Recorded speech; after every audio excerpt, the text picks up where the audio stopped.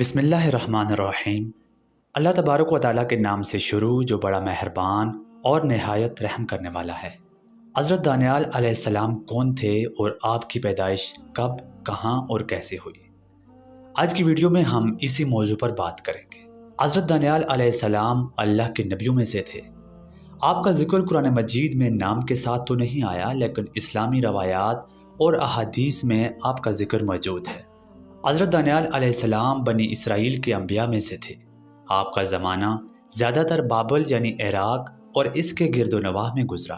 آپ کو اللہ نے حکمت، بصیرت اور خوابوں کی تعبیر کا علم عطا فرمایا تھا۔ زیادہ تر تاریخی روایات کے مطابق حضرت دانیال علیہ السلام کی پیدائش بیت المقدس یعنی یروشلم میں ہوئی تھی، جب بخت نصر نے بیت المقدس پر حملہ کر کے بنی اسرائیل کو قید کیا تو آپ بھی ان قیدیوں میں شامل تھے اور آپ کو بابل یعنی موجودہ عراق میں لے جایا گیا۔ وہاں پر آپ علیہ السلام نے دین حق کی تبلیغ کی اور بادشاہوں کے دربار میں رہ کر ان کو اللہ کی طرف بھی بلایا تھا۔ حضرت دانیال علیہ السلام کا تعلق بنی اسرائیل سے تھا۔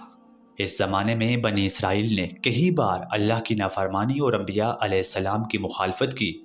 اللہ تعالیٰ نے انہیں تنبیہ کے طور پر دشمنوں کے ہاتھوں ذلیل ہونے کا فیصلہ فرمایا۔ نتیجہ یہ ہوا کہ بخت نصر نامی بابل کا طاقتور بادشاہ بیت المقدس پر حملہ آور ہوا۔ بخت نصر نے بیت المقدس فتح کر کے ہزاروں یہودیوں کو قیدی بنا لیا اور انہیں بابل یعنی عراق میں لے جایا گیا۔ ان قیدیوں میں حضرت دانیال علیہ السلام بھی شامل تھے۔ اس وقت آپ جوان تھے۔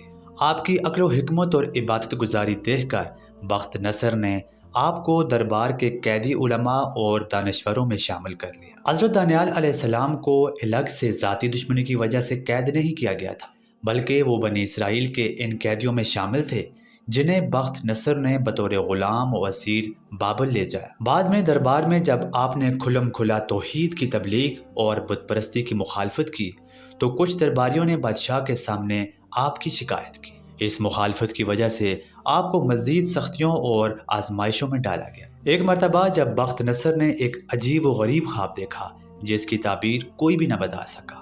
حضرت دانیال علیہ السلام نے اللہ کے حکم سے اس خواب کی تعبیر بتائی۔ خواب میں ایک بہت بڑے بت کو دیکھا گیا جس کا سر سونے کا، سینہ چاندی کا، پیٹ تانبے کا اور ٹانگیں لوہے کی تھی۔ آپ علیہ السلام نے فرمایا کہ یہ مختلف سلطنتوں اور بادشاہوں کی علامت ہے جو ایک کے بعد ایک آئیں گی۔ بادشاہ آپ کی حکمت سے متاثر ہوا اور آپ کو دربار میں عزت بخشی۔ بابل کے لوگوں نے آپ کے دین اور عبادت پر پابندی لگائی۔ آپ نے توحید پر قائم رہتے ہوئے اللہ کی عبادت ترک نہیں کی۔ مخالفین نے بادشاہوں کو بھڑکایا اور کہا کہ یہ آپ کے حکم کی نافرمانی کر رہے ہیں۔ حکم دیا گیا کہ آپ کو بھوکے شیروں کے آگے ڈال دیا جائے، مگر اللہ کے حکم سے جب آپ کو شیروں کے سامنے ڈالا گیا تو شیروں نے آپ کو کچھ بھی نقصان نہیں پہنچایا، بلکہ شیر آپ کے قدموں میں بیٹھ گئے۔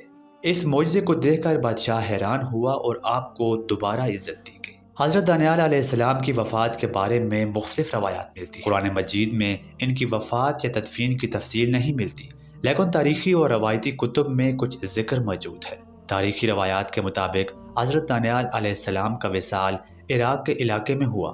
بعض مورخین لکھتے ہیں کہ آپ کی قبر موجودہ ایران یا عراق کے علاقے میں موجود ہے۔ بعض روایات کے مطابق جب حضرت عمر فاروق رضی اللہ تعالیٰ عنہ کے دور میں ایران کا علاقہ فتح ہوا تو وہاں ایک پرانی قبر ملی۔ حضرت ابو موسیٰ اشعری رضی اللہ تعالیٰ عنہ نے حضرت عمر فاروق رضی اللہ تعالیٰ عنہ کو خبر دی۔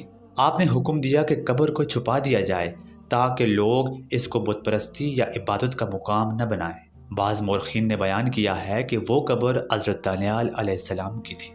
ایک روایت یہ بھی ملتی ہے کہ آپ کا جسد مبارک عرصہ دراز تک محفوظ رہا اور لوگوں کو برکت کے لیے دکھایا جاتا رہا، مگر بعد میں حضرت عمر فاروق رضی اللہ تعالیٰ عنہ کے حکم سے اس کو دوبارہ دفن کر دیا گیا۔ یعنی مختصر یہ کہ حضرت دانیال علیہ السلام کی موت طبی طور پر ہوئی اور آپ کو ایران یا عراق کے علاقے میں دفن کیا گیا، مگر حتمی طور پر کون سا مقام ہے اس پر مختلف اقوال ہیں۔